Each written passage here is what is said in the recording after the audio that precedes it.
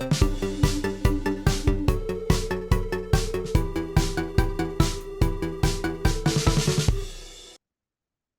name is Ashalula Femi. James Agberebi is unavoidably absent today, so we'll be doing this together. You and I, wherever you are joining us from around the world, Australia, Canada, Ghana, United Kingdom, anywhere, we welcome you once again to this edition. All right, last week we couldn't do a number of things because of some technical issues, but that has been resolved by our producer. Okay, let's get started. Today on the show, we'll be talking about the biggest news in Nigeria today is the failure of the Golden Eaglet to pick a ticket to the 2023 FIFA World Cup.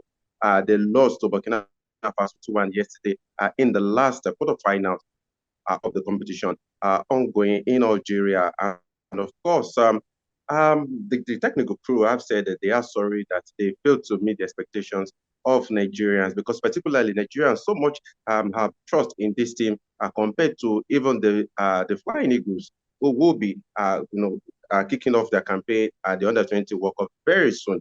Because Umudu Gagbade is someone that a lot of people thought had pedigree when it comes to football at this stage. But unfortunately, his boys, they fell short on the day that they just needed a win over Burkina Faso to pick a semi-final ticket and, of course, one of the 4 tickets to the World Cup. So we have Morocco, we have Senegal, we have Mali, and, of course, Burkina Faso. Those 4 countries will be representing Africa at the FIFA U17 World Cup that will be taking place later in the year, I think November later in the year. But one thing that has been very amazing about this competition is the amount of talent that Africa has been able to parade, particularly Morocco. Thank God that FIFA and CAF are able to mediate and find a political solution in the conflict between Algeria and Morocco because I saw the talent in that Moroccan team. They defeated Algeria to post 3-0 in their quarterfinals. And I was saying, so this is what we would have missed if Morocco eventually also decided to pull out like the Chan team did earlier in the year.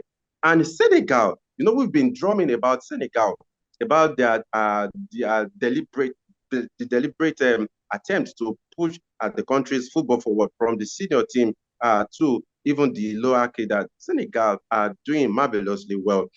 They are the African champions. They are the African beach soccer champions. They are the African champions. Of course, they are also under-20 champions. And look at how they have done this under-17 World Cup.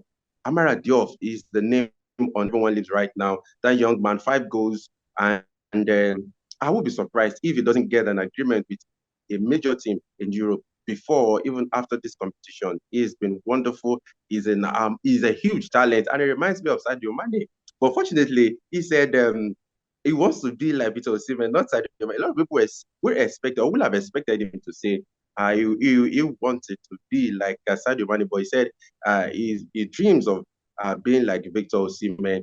And it's good that it's great that Victor Osimhen is inspiring young ones across Africa because recently I had some jobs, so I visited Olusosun, somewhere around Lagos where Osimhen grew up. And the stories that were told by people who knew him, people who saw him when he was born to before he left for the under-17 and then launched into the world.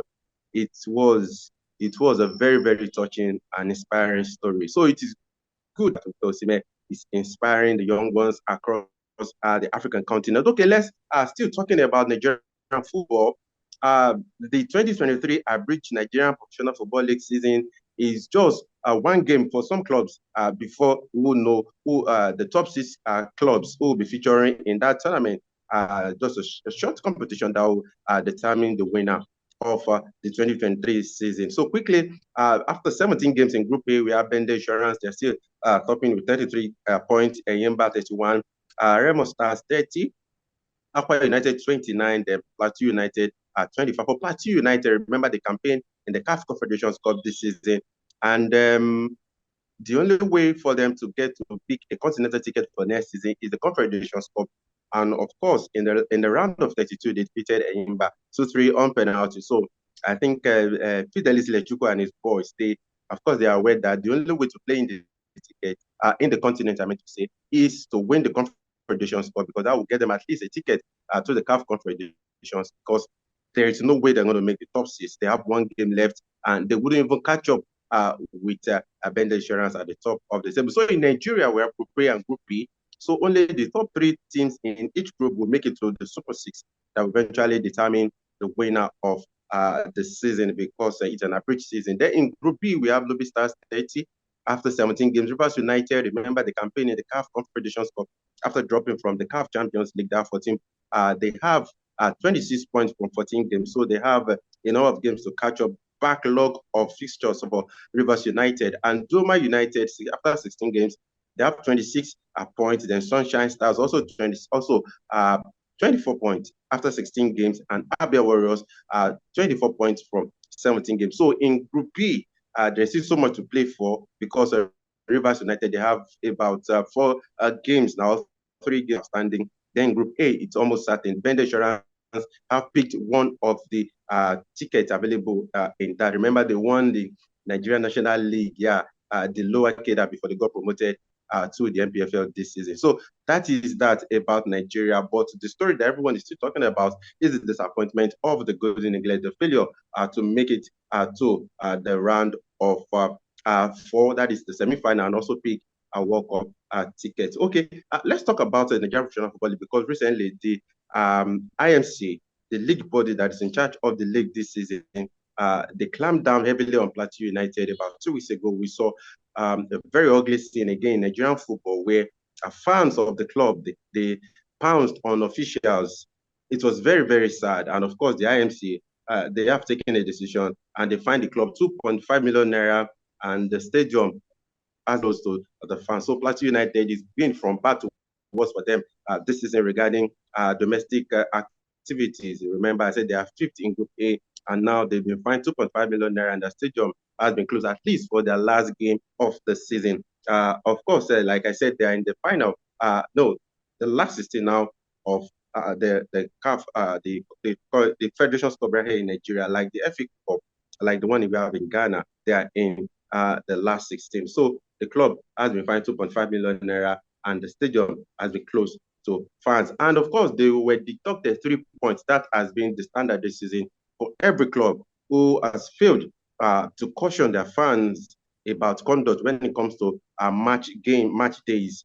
No attack on officials. That started last season. And of course, we remember the consequence of that on Kano Pillars. They got relegated because of the 3 points they were deducted, and they're playing in the NNA right now. So Plateau United slashed 3 points, and of course 3 goals for assault on match officials on that in that game against Remo Stars. Okay, let's take a trip to Ghana now, and a former Black Star is raising an alarm about the future of the Black Stars, really, and I think. This, for me, is also the case in Nigeria. Derek Boateng, a former Fulham player, is saying that the future of the Black Stars is bleak because the GFA does not give sufficient attention to the junior cadres of football in Ghana. And like I said, because even the Nigeria under-17, the team that just failed to qualify for the World Cup, I tell you that their destiny is now in the hands of God, because here we are so used to winning, and after winning, then people begin to follow up on you. But when you do not win, your destiny is literally in your own hands. And of course, the Breton is raising that argument, and he said, "I'm always fighting them because of issues like this, because of our Black Stars." He said because of the future of our Black Stars. He said it depends on grassroots. He said nobody cares about them. No salary, no bonuses, so they do not care. He said for the junior kingdom of football in Ghana, no salaries, no bonuses. So the officials of the GFA do not really care. They only care about the Black Stars, where, of course, the match bonuses and allowances will always flow. I do not know whether you agree with me. So, our fans in Ghana, what do you think? Because I know that the Black Metros are actually preparing for the World Cup, for the under 23 Afcon right now. They are preparing for that. Yeah, I know, but the Black Starlet, I do not know. I know recently that GFL has put some competitions in place for them. Remember, they played in Saudi Arabia, they defeated Saudi Arabia, they defeated even Spain 3-2, respectively, in those games. But now, if by the time of people like Thomas Partey, Mohamed Salisu, Kudus, and the likes of them, Josephine Seal, by the time their time is done in the Black Stars, who are those that will take over from them? We've seen that with Senegal. I think they have abundant talent now for players that will take over from the likes of Sadio Mane, and Kalidou Koulibaly. We have the stars are there. Just talked about Amara Diop. You've seen what he's doing at the under 17 level. But in Ghana, even right here in Nigeria, it is hard to be seen the future of the Super Eagles. Though they are saying the team is young, that the team is young, we have players within the average age of 23, 24. But it's just time. It's just time. Before you knew it, these players are 30, 35. Who are those that are take over from them? And that is the warning that the report is actually sounding right now. I think it's very, very critical. We've also seen that pattern with Morocco. Look at the under 17. Look at how well they performed. And that was why I said, thank God that is what we would have missed if CAF and FIFA had not brought a political solution to the standoff they had with Algeria. But you could see the progression. They have put facilities in place, as well as they've been deliberate about developing their football, the elemental football in their country. And we all can see the results. In 3 years ago, these teams were not there. It used to be Ghana, it used to be Nigeria. But where are we? Really, where are we? And I think it is something that the Ghanaian Football Federation and the Nigeria Football Federation should actually give a lot of attention to developmental football. It is the future of football in any country, whether we like it or not. Okay, still staying with Ghana, there has been a back and forth disagreement, so to say, between the Black Stars and the presidency in Ghana over the cost of an astroturf that has just been fixed or renovated by the Ghanaian government. Yeah, in a tweet, the Ghanaian government, the presidency, they claimed that Alajo AstroTurf cost a sum of $1.5 million. Went to say that the design on the post also cost 1.5 million Ghana cedis, and that elicited reactions from a number of Ghanaians. And after then, the Black Stars manager, I'm talking about Aminu Shadow, he came out to say that there should be clarity about the cost of that project. And now, I quickly read what Alajo said.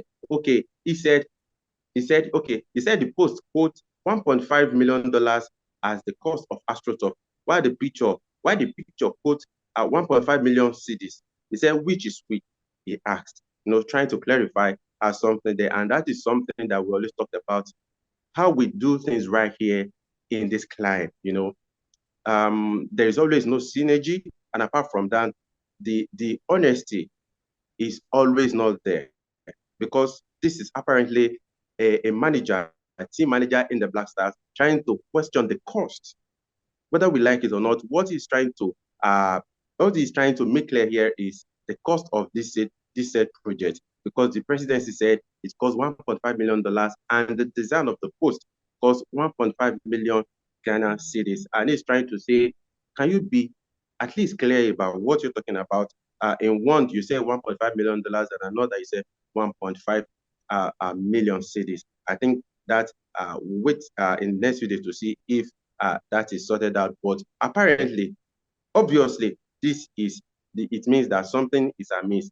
And according to the presidency in Ghana, they said that our facility is the 68th turf that the government has completed as part of the government push to enhance infrastructure in Ghana. I think that is very, very nice. But I think the part about the cost, that has always been a situation here. We talked about the situation at the National Stadium here in Lagos, where there are reports that billions of naira has already been expended on the renovation of that facility. And I tell you, there is nothing. You remember James and I talked about the traffic, the floodlight, I meant to say, in that facility crashing down after a heavy downpour right here in Lagos. So there's always so much back and forth, and that is where we do not get things right.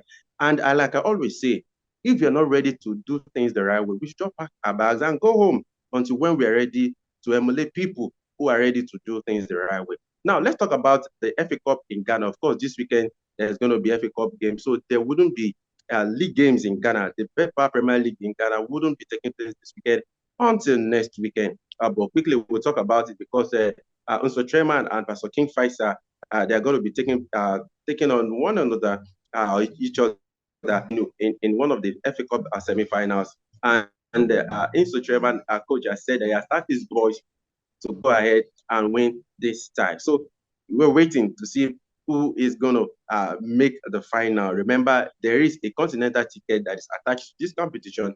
The winner of this competition will certainly be representing Ghana in the CAF Confederations Cup next season. So, talking about the Ghana Premier League, the Ghana Pep Power Premier League, 30 games now have gone, 4 games left, and Edwana Stars, they are still holding on to the top of the table. I'm really so excited about this. And my prayer is that Edwana Stars will not do an Arsenal who held on to the top of the table for a long time, only to relinquish it to Manchester City when a lot of us thought, I'm not an Arsenal fan. I do not support Arsenal. But I think it is a kind of disruptive development this season in the Premier League because it's been Liverpool, Man City, since Manchester United went into coma.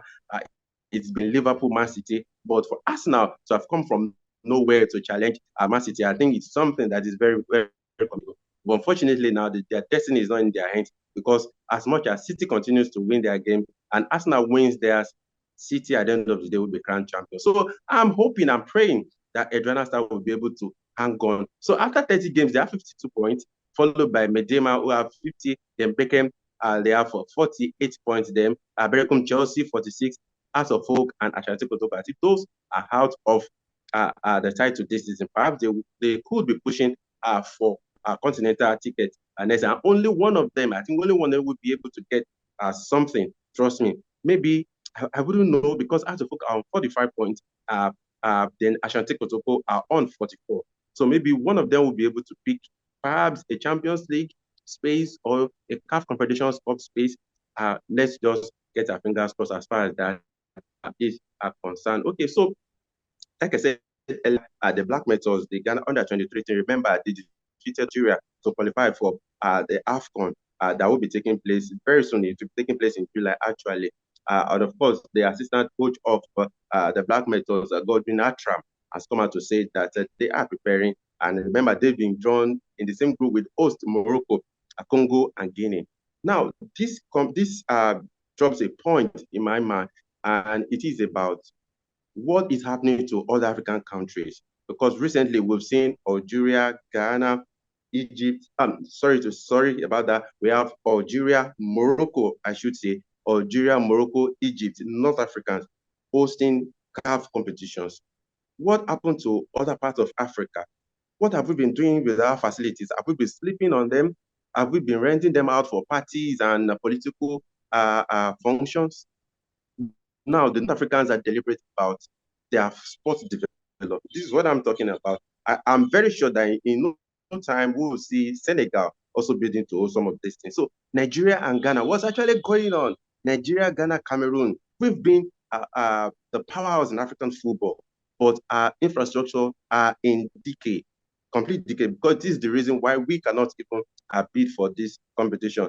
Though Nigeria are trying to co-host the 2025 Africa Cup of Nations with Benin Republic, but with the pedigree that Nigeria even has on the African continent when it comes to football, the country should be bidding alone to host such a competition that is not even a global competition, so to say, just a continental competition. So what has been happening to countries in West Africa about hosting this competition is been Morocco, Algeria, Egypt. I think there is need to wake up. Okay, later today, there's going to be the CAF Confederations Cup, CAF Champions League. CAF Champions League first semi-final between Esperance and Al of Egypt. That is going to be thirsty. It's going to be very, very tough. Remember, the North Africans, they have a way of doing their things, but now it's going to be it's going to be North Africa versus North Africa. So I think it's going to be match for match. But remember last week we talked about the ugly incident that played out in the quarterfinals between Esperance and GS Kabylie. Remember, we talked about an Esperance fan who came into the stadium with a chainsaw. I've never seen such a thing in my life. I saw the video where the guy was trying to restart the chainsaw, trying to cut down a metal barrier that was used to barricade at some point so that fans will not cross over.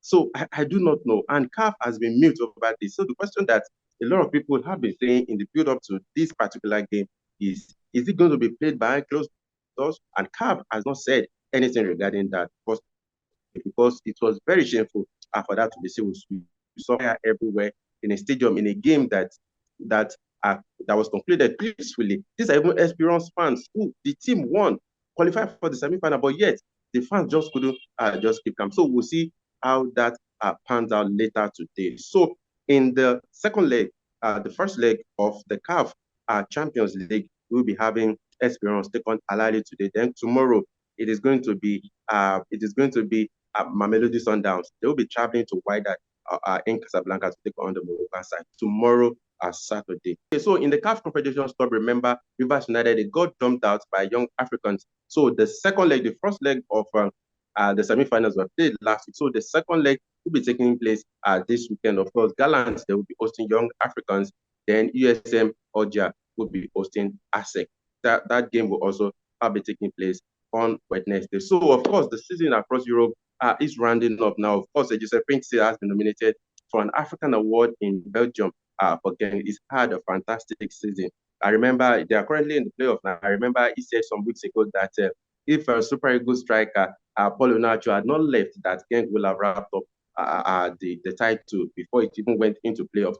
But they are there, and of course, Genk, they are trying to win the title. So the season across the world is rounding up now. In Nigeria, in Ghana, everywhere we get our fingers crossed, particularly with the FA Cup fixtures that will be taking place in Ghana this weekend. This is where, unfortunately, we'll be drawing the curtain on today's program. Please let us know some of your thoughts about issues that we've talked about today, particularly in Ghana, the cost of renovating an AstroTurf. The government said $1.5 million, then $1.5 million to fix the post. And of course, the Black Stars team manager, Aminu, came out to say that no, this has to be clarified.